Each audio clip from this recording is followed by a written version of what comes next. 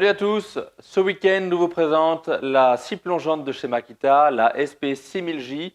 Il s'agit de la scie plongeante version filaire chez Makita. Sachez qu'il existe la même avec 2 fois 18 volts. Donc c'est une machine qui fait 1300 watts. On a une capacité de coupe avec rail de 50 mm, 55 sans le rail. Et elle est équipée d'une lame 165 mm, alésage 20 mm. Allez, on fait le tour de la présentation de la machine et on fera des essais en fin de vidéo. C'est parti! Alors la scie est livrée dans un MacPack et elle est également livrée avec un rail de guidage en 1400 mm.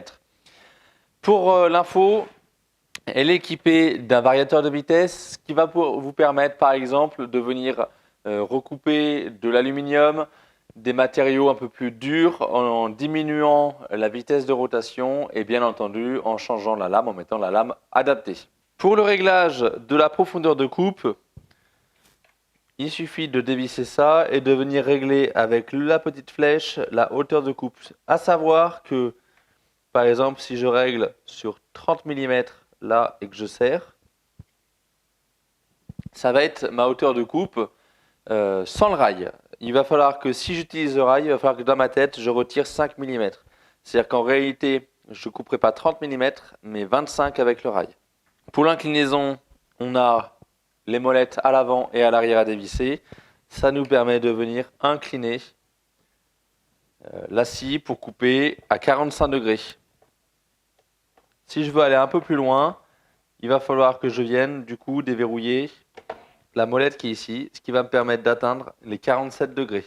La particularité de la machine, c'est cette molette qui est là, qui va nous servir en fait à faire la passe en arrière, la passe d'incision, puisque ça nous permet de verrouiller la plongée maximum de la machine à 2 mm.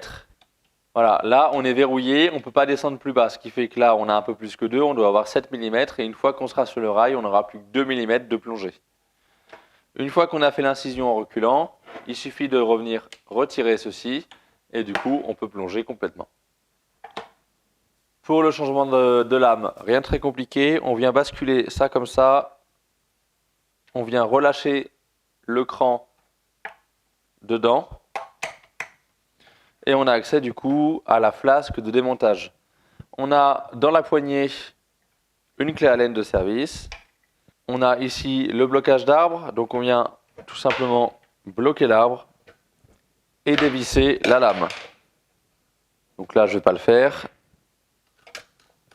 Allez, lors de la première utilisation de la scie sur son rail, on peut voir elle est installée, donc elle coulisse, mais on a quand même un souci puisque elle bouge en latéral. Pour ça, on va utiliser les molettes qui sont ici jusqu'à ce qu'on arrive à diminuer ce jeu.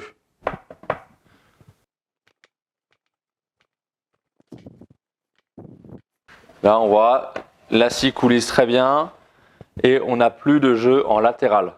Dans le cadre d'une utilisation à 45 degrés sur rail, la plupart des machines vont avoir tendance, tout simplement, une fois qu'on les lâche, à basculer. Vous voyez, là, elle est sur son rail. Si je la lâche, elle bascule. Chez Makita, ils ont inventé ce système. On pousse cette molette et ça tient. Donc, les rails sont particuliers. Ils ont une petite languette en plus ici le long qui permet du coup ce verrouillage. C'est la seule marque à ce jour qui propose cette solution-là.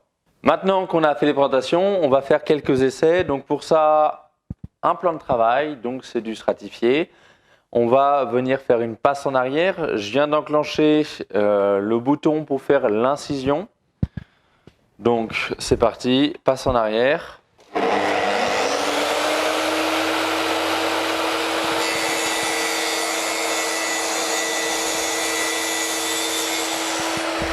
Maintenant que l'incision est faite, je retire le bouton et je vais faire ma coupe toute profondeur.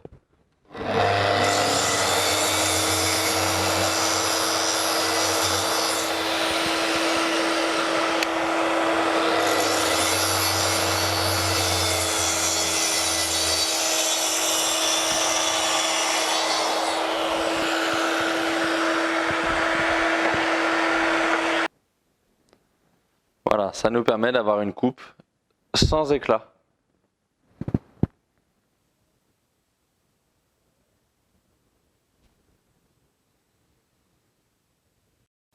Allez, comme je vous disais, ça a un gros plus pour les réglages de l'angle puisque la machine tient toute seule sur son rail. Donc le rail est fixé. On peut avoir les deux mains pour régler l'angle et ensuite on peut attaquer.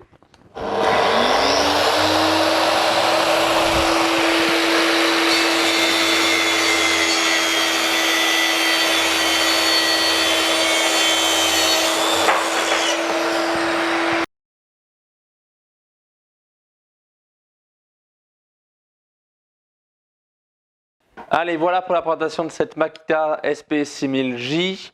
Il n'y a pas grand chose à en dire de plus. Ça reste une machine assez rustique, assez rudimentaire, mais qui va vous apporter satisfaction tant en précision qu'en agrément d'utilisation. Elle rentre dans un budget qui est plutôt modeste pour des démarrages de matériel professionnel.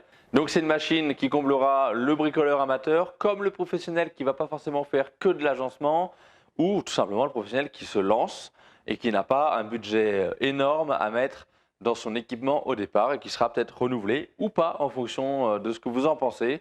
On se retrouve le week-end prochain pour une nouvelle vidéo. En attendant, passez un bon week-end. Pensez à vous abonner à TikTok, Instagram, YouTube, Facebook et à bientôt. Ciao!